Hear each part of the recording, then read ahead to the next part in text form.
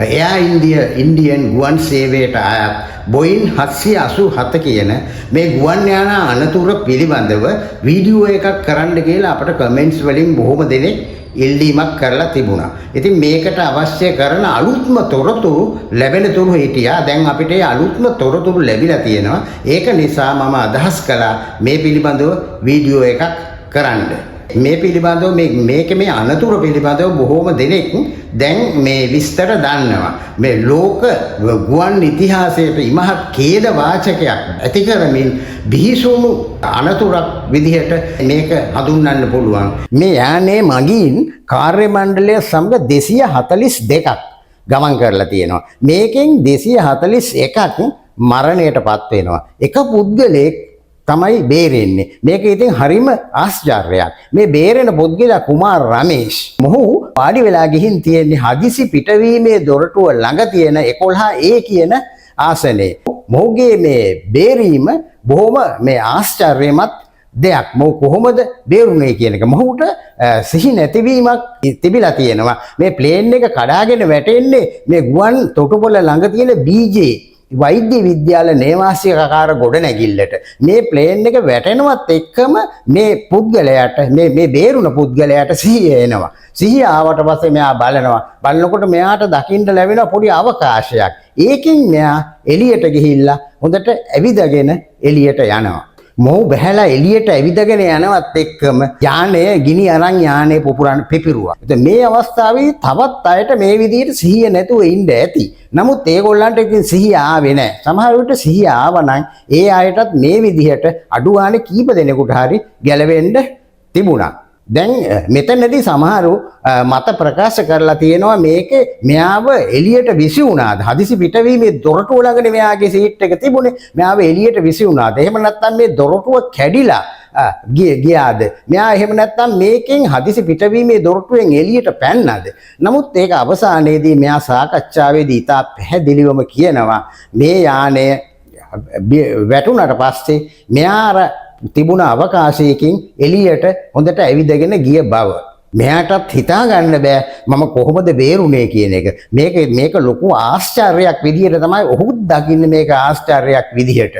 මොහු කියනවා මේ ප්ලේන් එක උඩට යද්දී මොහුට මේ යම්කිසි ශබ්දයක් ඇහුණා කියලා මොහු කියනවා. ඒ වගේ තමයි ප්ලේන් එකේ මේ කොළ පාට හෝ සුදු පාට ලයිට් එකක් පත් වෙනවා නිමෙනවා. ඒ විදිහේ තත්වයක් ඇති වුණා කියලා. ඊළඟට මේක පාලනයකින් තොරව පහළට එනවා එයාට දැනුණ බව. මොකද මේ සියලු දේවල් සිද්ධ වුණේ විනාඩියක් වාගේ කාලයක් තුළදී. ඊට පස්සේ මොහුට සිහිය නැතුව යනවා. ඉතින් මොහු ඇවිල්ලා සමහරු කියනවා මෙයා මේ බිම හිටපු කෙනෙක් කියලා. නමුත් ඒක කිසිසේත්ම පිළිගන්න බෑ. මොකද හේතුව දැන් මෙයාගේ මල්ලිත් සහෝදරයත් මේකේ ගමන් කරලා තියෙනවා. සහෝදරයා මරණයටපත් වෙනවා. අනිත් එක දැන් ගුවන් තොටුපළේ තියෙනවනේ මෙයාගේ විස්තර ටිකට් එක තිබිලා තියෙනවා. මෙයා ඉතින් ඒක නිසා මෙයා බිම හිටපු කෙනෙක් කියන එක අපිට පිළිගන්න බෑ.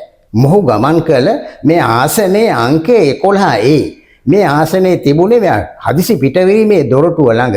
මේක ඇවිල්ලා මෙයාගේ වාසනාවන්ත අංකයක් කියලා හඳුන්වනවා. මොකද මෙයාව ඊට පස්සේ අහමදාබාද් රෝහලට ඇතුල් කළාට පස්සේ රෝහලේ ඇඳේ අංකයත් 11. එතකොට 11 කියන අංකය මෙයාට ජයගෙන දෙන අංකයක් විදිහට හඳුන්වනවා. ඒත් එක්කම මෙයාව දෙවියාගේ මිනිසා විදිහට මේ ඉන්දියාවේ දැන් හඳුන්වනවා. මොකද මේ සියලු දෙනාමටම මහත් ආශ්චර්යයක් මේ ගැලවීම. ඊළඟට අනිත් කාරණය තමයි මීට අවුරුදු 26කට පෙර එක්තරා නළුවෙක් ගමන් කරපු ප්ලේන් එකකුත් මේ විදිහම බිහිසුණු අනතුරකට ලක් වෙලා ගිනි අරන් පොපුරලා යනවා. නමුත් ඒ නළුවත් බේරෙනවා. ඔහුත් ගමන් කරලා තියෙන්නේ මේ අංක 11 කියන ආසනේ. එතකොට මේ අංක 11 කියන ආසනේ පිහිටීම ආරක්ෂිතයි කියලා යම්කිසි අයගේ පිළිගැනීමක් ඇති වෙලා තියෙනවා. මේකේ තවත් වැදගත් දෙයක් තමයි මේ ප්ලේන් එකේම යන්න කාන්තාවක් එනවා. එයා මේ ගුවන් තොටුපළට එන්නේ 1:30ට දවල්. නමුත් 1:38ට මේ ප්ලේන් එක පිටත් වෙනවා. නමුත් එයාට වෙලාව මදි වෙනවා මේ ගුවන් යානේ. ඒ නිසා එයාට මේ ගුවන් යානේ යන්න බැරි වෙනවා. එම නිසා ඒ කාන්තාව බේරෙනවා. ඒකත් බැලුවාම ඉතින් හරිම ආශ්චර්යයක්. ඒක ආන්තාවද යම් කිසි විදියකින් එයාට එන්න බැරි වෙන්නේ ට්‍රැෆික් වලට අහු වෙලා එයාට ප්‍රමාද වෙනවා. ඒක නිසා තමයි එයාට කල්ට වේලාවට මෙතෙන්ට එන්න බැරි වෙන්නේ. ඒක නිසා එයා ගැලවෙනවා. ඒකත් බැලුවම ආශ්චර්යමත් විදිහට එයාගේ දිවි ගැලවීමක්. මේ අනතුරෙන් මිය ගිය අය ගැන කවුරුත් කතා කරනවා. නමුත් මේ අනතුරෙන් මිය ගිය මේ අර බීජේ වෛද්‍ය විද්‍යාල නේවාසිකාගාරයේ වෛද්‍ය ශිෂ්‍යයෝ පිළිබඳව කවුරුත් කතා කරන්නේ නැහැ. මෙතන ශිෂ්‍යයෝ 24ක් විතර කෑම කකා හිටපු අය, දිවා ආහාර ගනිමින් හිටපු අය මිය ගිහිල්ලා තියෙනවා. ඉතින් ඒ ගැන කතා නොකිරීම ඇත්ත වශයෙන් කනගාටුවට කරුණක්. පයිලට්ගේ අවසාන වචන ටික තමයි මේඩේ තල්ලුවක් නැහැ. පවර් එක නැති වෙලා යනවා. උඩට ගන්න අමාරුයි. ඉතින් මේකට පාලක මැදිරියට පිළිතුරු දෙන්න ලැබෙන්නේ නැහැ. ප්ලේන් එක ගිනි අරන් පොපුරලා යනවා. මේඩේ කියලා කියන්නේ පයිලට්ලා උදව් අවශ්‍යයි කියලා ඒ පාවිච්චි කරන වචනේ. නමුත් ඉතින් ඒකට උදව් දෙන්න අවස්ථාවක් තිබුණේ නැහැ. බොහොම සුළු කාලයක්, විනාඩියක් වගේ කාලයක් නේ තිබුණේ. එතනදී ප්ලේන් එක පොපුරලා ගිනි අරන් පොපුරලා යනවා. මේ අනතුරට හේතු විදිහට ගුවන් යානා පිළිබඳ ඉංජිනේර්ස්ලා හේතු දෙකක් ඉදිරිපත් කරනවා. ඒගොල්ලෝ කියන එක හේතුවක් තමයි ඩුවල් එන්ජින් ෆේලියර් එකක් වෙන්න පුළුවන් කියලා. අනිත් හේතුව තමයි ඒගොල්ලෝ කියන්නේ ජියර් වෙනුවට ෆ්ලැප්ස් ඇතුළට දැමීම කියලා.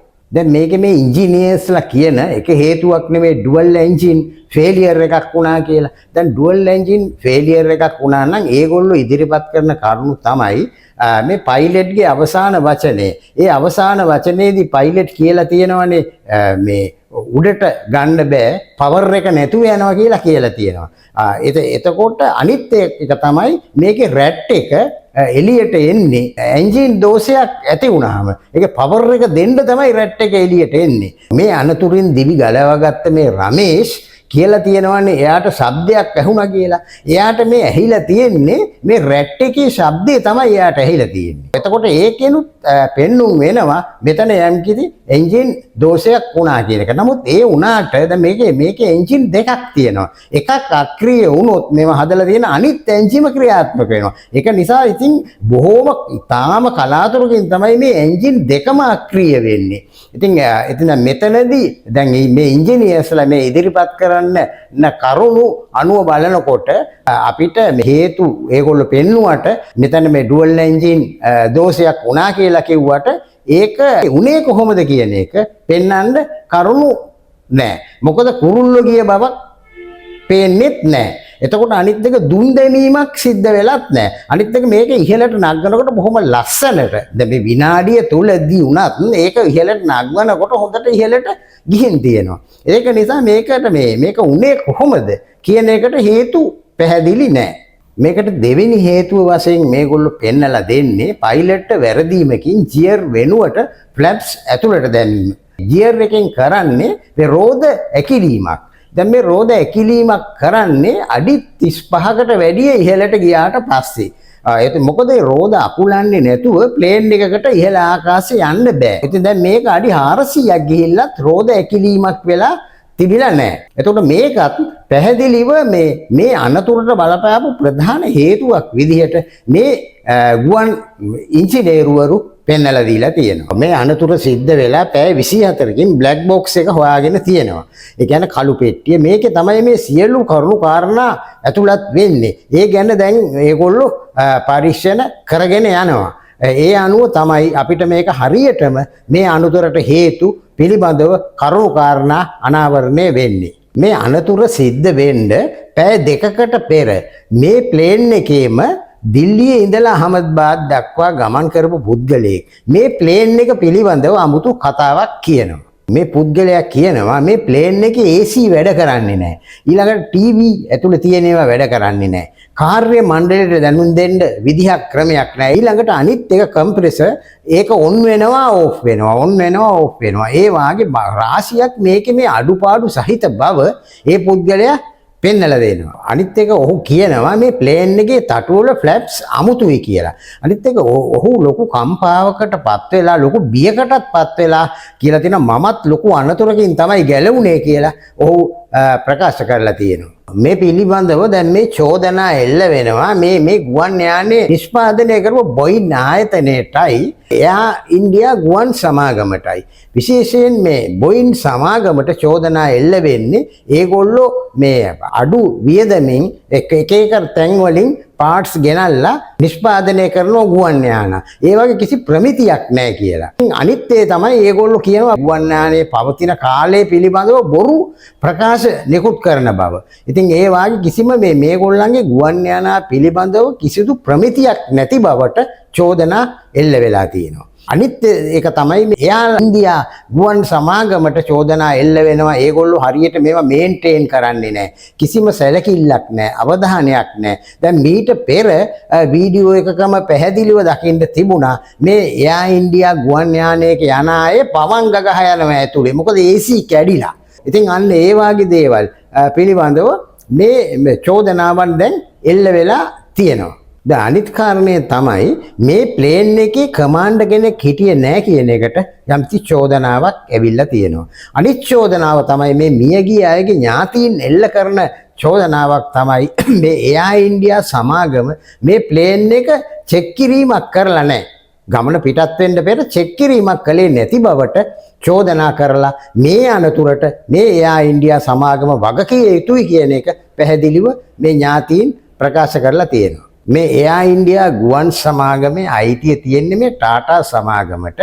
එතකොට මේ ටාටා සමාගම එකඟ වෙලා තියෙනවා මේ අනතුරින් මියගිය අයට, බේරුණ අයට ඔක්කොටම ඒ සියලු දෙනාගේම පවුල් වලට කෝටිය බැගින් මුදල් ගෙවන්න. ඒ වගේම තමයි මේ අනතුරට ලක් වෙලා වෛද්‍ය ප්‍රතිකාර ලබන අයගේ වෛද්‍ය බිල් ඒවා පවා මේ ටාටා සමාගමෙන් ගෙවන්න එකඟ වෙලා තියෙනවා. ඊළඟට අනිත් එක මේකෙන් හානියටපත් වෙච්ච මේ ගොඩනැගිල්ල, නේවාසිකාගාර ගොඩනැගිල්ල, BJ වෛද්‍ය විද්‍යාලය ඒකත් හදලා දෙන්න සම්පූර්ණයෙන් සකස් කරලා දෙන්න මේ ටාටා සමාගම එකඟ වෙලා තියෙනවා. මේ අනතුරින් මියගිය අයගේ පවුල් වල අය කියනවා අපට මුදල් එපා. අපි මුදල් දෙන්නම්. අපට මේ මියගිය අය ගෙනත් දෙන්න. ඒ තමයි විශාල ශෝකයකට ඒගොල්ලෝ දුකකටපත් වෙලා ඉන්නේ. ඉතින් ඒක ඉතින් කළ නොහැකි දෙයක් නේ. ඉතින් නමුත් දැන් ඒගොල්ලන්ගේ ඉල්ලීමක් තියෙනවා මේ පිළිබඳව සාධාරණව මේ පරීක්ෂණයක් කරලා සියලු කරුණු කාරණා සොයලා බලලා වගකිය යුතු අයට දඬුවම් ලබා දෙන්න කියලා ඒගොල්ලන්ගේ ඉල්ලීමක් කරලා තියෙනවා. මේ සිද්ධිය පිළිබඳව සියලු කරුණු කාරණා අනාවරණය වෙන්නේ හරියටම බ්ලැක් බොක්ස් එකේ කරුණු ඉතා පැහැදිලිව විමර්ශනය කරගත්තට පස්සේ. එහෙම වුණාට පස්සේ අපි ඒ අලුත් තොරතුරු ඕගොල්ලන්ට අපි ඉදිරිපත් කරන්න බලාපොරොත්තු වෙනවා. ඉතින් අනිත් දේ තමයි මේකෙන් මේ මියගිය අය වෙනුවෙන් අපි ඉතින් අපේ ශෝකය අපි ප්‍රකාශ කරනවා, පළ කරනවා. ඒ වගේම මෙවැනි ඛේදජනක සිද්ධීන් මින් මතුවට සිද්ධ නොවේවා කියලා අපි මේ අදිෂ්ඨාන කරනවා. ඔබ සැමට සුබ දවසක්.